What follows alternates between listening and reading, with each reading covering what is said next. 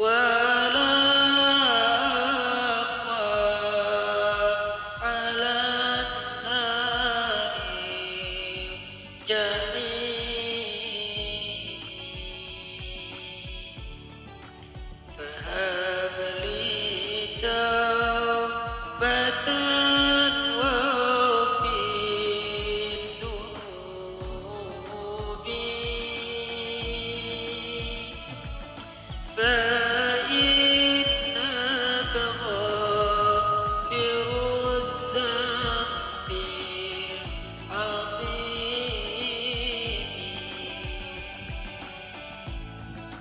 Teman-teman sekalian, bait-bait kasidah itu ditulis dan dirangkai oleh para ulama adalah tentang pengakuan dosa seorang hamba. Ketika seorang hamba berada di puncak penyesalan dan merasa tahu diri bahwa dia adalah seorang hamba yang kotor, sehingga dia mengatakan, Ilahi, lastu lil firdausi ahla. Ilahi, sesungguhnya saya tidak layak masuk ke surga Firdaus. Saya kotor, saya hina, saya penuh cela, saya banyak aib, saya banyak dosa. Sangat tidak layak saya masuk ke surga Firdaus-Mu ya Allah.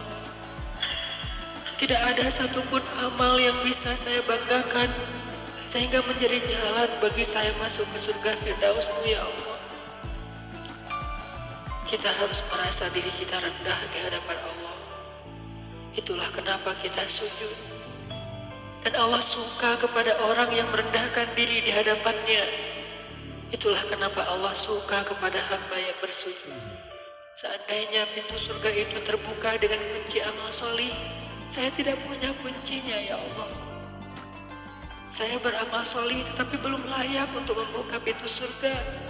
Saya sholat, saya puasa, saya tarawih, saya sedekah, tapi semua itu belum cukup untuk membuka pintu surga karena keterbatasan amal soleh saya. Masih banyak kesalahan dalam amal-amal yang saya kerjakan karena saya bodoh ya Allah. Lalu bagaimana nasib saya kelak di akhirat ya Allah? Jika ditimbang-timbang, sungguh kedurhakaan saya lebih sering daripada istighfar saya ya Allah. Saya tidak pantas menjadi penghuni surga-Mu ya Allah. Wala aqwa 'alan naril jahimi. Tetapi saya juga tidak akan kuat dengan azab neraka jahim-Mu ya Allah. Karena sesungguhnya tidak ada satupun dari makhluk-Mu yang sanggup merasakan azab neraka. Semuanya takut kepada neraka-Mu ya Allah. Jangankan 1 tahun, jangankan 1 bulan, jangankan 1 hari, sedetik pun tidak akan sanggup ya Allah. Karena saya mendengar sesungguhnya Rasulullah SAW bersabda, azab yang paling ringan bagi penduduk neraka adalah dipakaikan baginya sendal terompah dari api yang membakar kakinya sampai mendidihkan kepalanya. Itulah azab yang paling ringan di neraka untuk orang yang paling ringan berbuat dosa. Bagaimana dengan saya ya Allah? Dosa saya banyak. Saya pernah durhaka kepada ibu bapak saya. Itu saja sudah cukup bagi saya mendapatkan azab yang lebih besar di neraka, dan saya tidak sanggup ya Allah. Saya pernah durhaka kepada ibu saya. Saya marahi ibu saya karena satu kesalahan. Padahal saya lebih sering berbuat salah dibandingkan ibu saya. Tapi ibu memaafkan saya.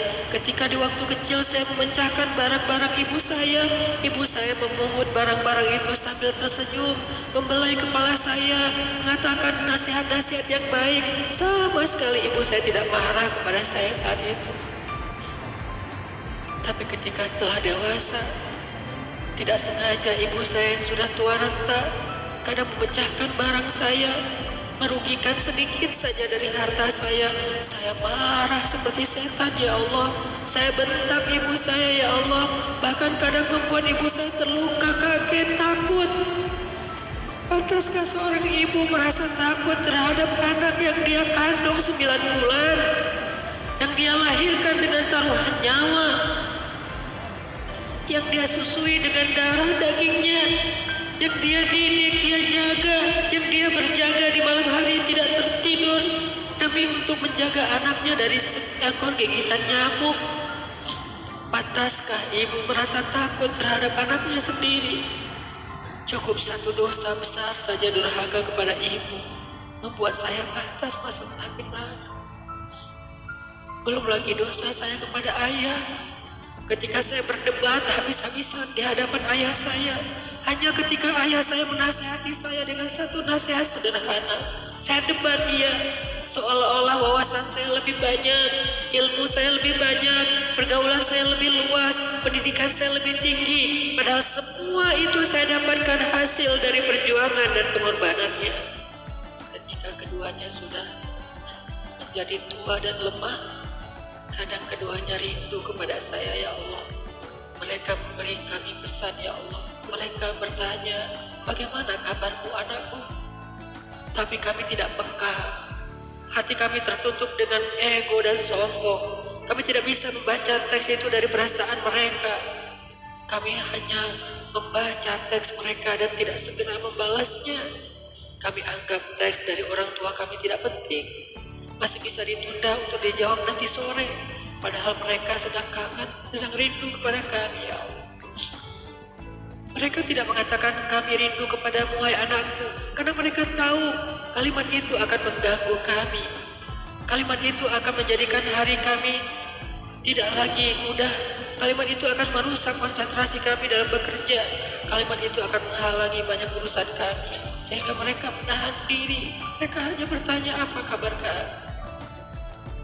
Lalu kapan kami berbakti kepada mereka, ya Allah? Sampai seusia ini kami masih merepotkan mereka, ya Allah.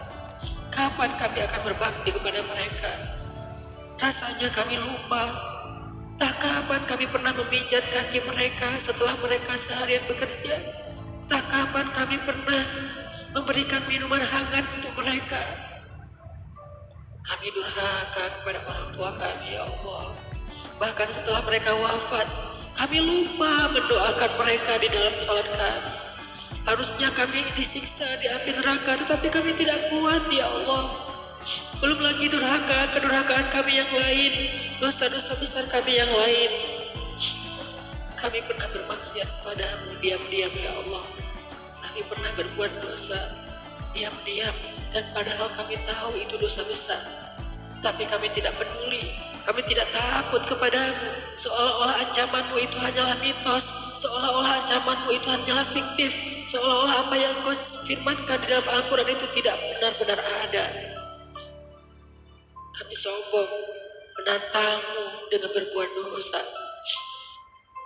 Banyak dosa yang kami tidak bisa menyebutkan satu persatu, ya Allah. Keluh lidah kami untuk menyebutkan dosa-dosa kami, ya Allah. Malu untuk menyebutkan dosa-dosa kami, ya Allah. Tidak ada yang bisa kami harapkan darimu selain Engkau terima taubat kami, ya Allah. Fahabli taubatan, beri kami taubat yang nasuha, ya Allah. Terima taubat kami, ya Allah.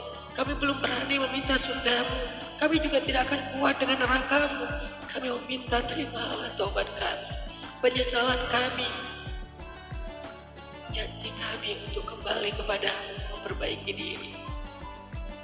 Teman-teman sekalian, mari kita baca bait itu dengan penyesalan. Kita baca bait itu seolah-olah kita sedang curhat kepada Allah Subhanahu wa Ta'ala. Ilahi las fidausi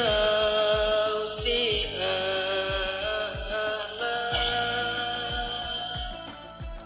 wala aqwa ala nari jahimi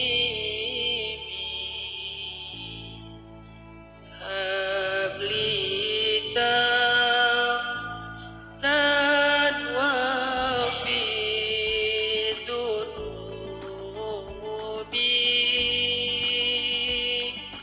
fa innaka ghafirudz dzambi azim.